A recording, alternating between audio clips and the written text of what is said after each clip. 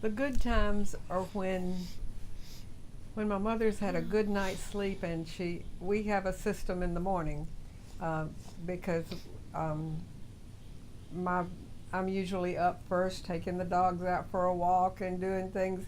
But I always have my phone with me. She has her phone beside her bed. When she wakes up, she calls me, and I say, "Good morning. How are you?" And I can tell by her voice how she is. But when she's had a good night's sleep and she says, "I'm feeling pretty good," that's a great feeling. You know you're going to have a good day. You can enjoy being together, whatever happens. The good times are times like that, and times when she wants to talk about what we mean to each other, how grateful we are to one another for our time together. We didn't get to be together a lot of our lives. We didn't live in the same place for many years. She lived in Florida, I lived in South Carolina and Boston, and we didn't get to be together. Now we're together all the time, and it's a special gift to us.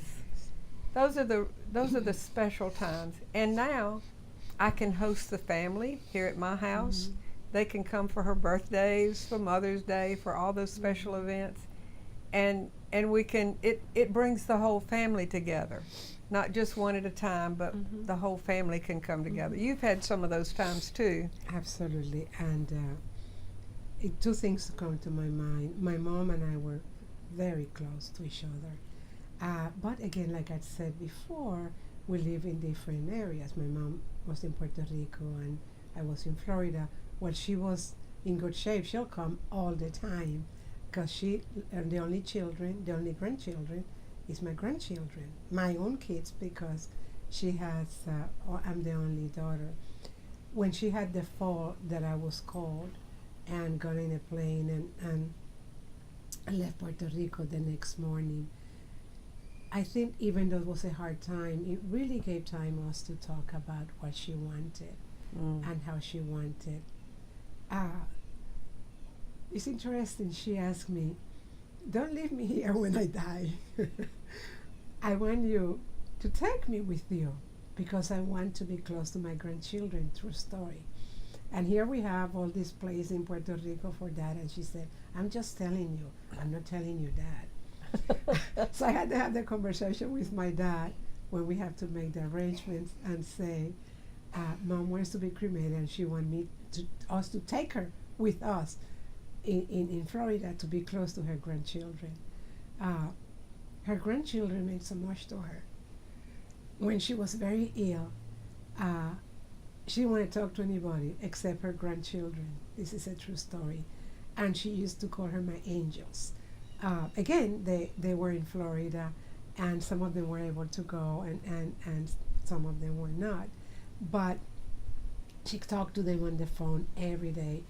And I was so proud of my kids, but I was so glad that my mom was having her angels with her one way or the other. I always remember that, being able to give her what she wanted during those times. And yes, my dad and I came back with her. She was cremated. We actually brought her with us in the plane with us. And yes, she's in the cemetery here in Florida. And yes, she's close to her grandchildren. You know, Iovanna, my brother has a serious illness.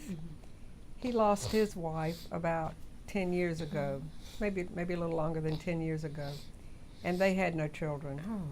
And he said to me one day, "You know, when she became ill and we knew it, and we knew the end was coming, we never talked about it." And he said, "That was a mistake. I don't want that to happen again. I want us to talk about what's going to happen and how it's going to be planned and what will happen in the end."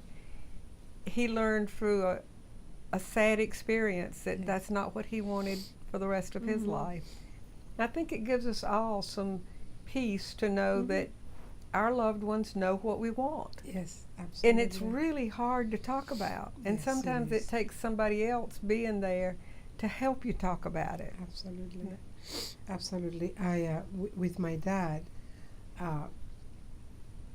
my mom, he said, "Your mom already made a decision.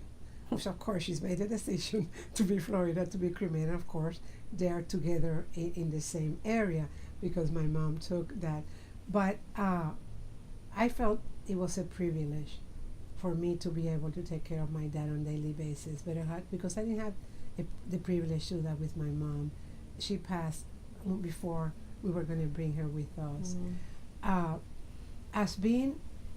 I married, I moved to the United States. So for years we haven't lived together, and I feel God gave us the blessing to be able to be together for the time he was there because he was living with me. So I saw him every day, and we talk a lot. I learned to know more about him. Once again, he loved his grandchildren, and he loved to see them. After my dad died, one of his friends called me, and he told me, I didn't know that. He said he always talked about how well you all took care of him, how his grandchildren were taking care of him, how they actually took him a trip. He went to school in University of Milwaukee. Years ago, my father was a veteran and studied engineer in my two, I keep saying children, but these are two adults, man, took him there for a trip. And that was one of the highlights of my father. I'm sure. And to give him that pleasure, like you said, I always think about that. And he bragged about that. He talked to all the friends that he had alive at that point. He said he was one of the last ones alive to talk about the care that he was receiving. And I really didn't know that. And you know, what they always say is, I don't want to be a burden to you. Yes. Oh, yes. And so the times when times are good, it's good for them to know that you enjoy their being there as well. One day my brother said to me, I appreciate what you're doing for me, but I don't want to be a burden. And I said, you remember that Elvis song that said, he ain't heavy, he's my brother? That's it. It's true. But sometimes it is hard, and it can be overwhelming. The responsibility, absolutely, the emotional toll, sometimes the physical toll is really, really hard. And you have to look for those good times. Absolutely. You might have seen my mother on another video say, I said to her, sometimes it's not that much fun to get old, is it? And she said, no, but you have to make like it is. That's Mama Beth. I encourage you to look for Mama Beth. Yeah. In the website, in our Facebook, and in YouTube. Be ready for a treat.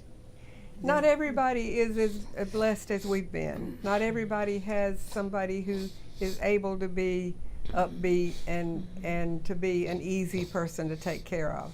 Sometimes diseases bring out the worst in them, and it makes them feel insecure and grouchy, and they hurt. I mean, sometimes it's really hard. That's when you can't be alone.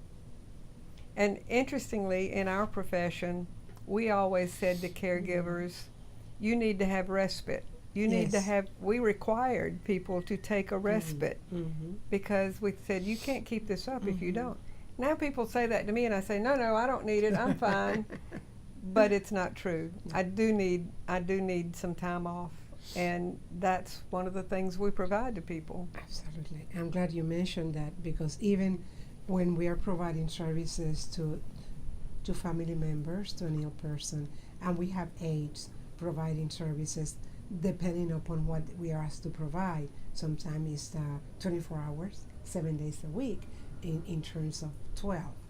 And we also, just like we ask the family member to have a break, we also, our caregivers, our own aides, we tell the families to be able to continue doing that, they need a break. So even though we know you love your primary caregiver, we need to give her a break on the weekends so she can be stronger and be able to continue providing services. And if we're asking to, and we're doing this to preserve the quality of the patient, and we do the same with family members, and we recommend them, BJ, you need to take a break. You need to take a rest. Yes, ma'am.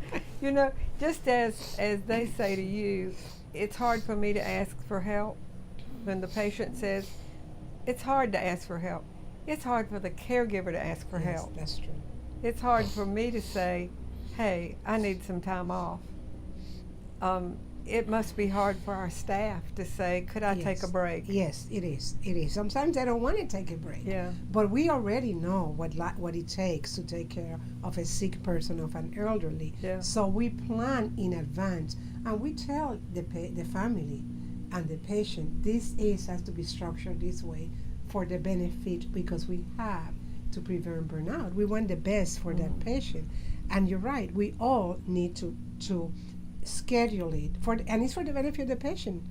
If whether you're a family member or you're an aide, you need to take a break. Sometimes I tell you to take a day off, don't I? That's right. That's right.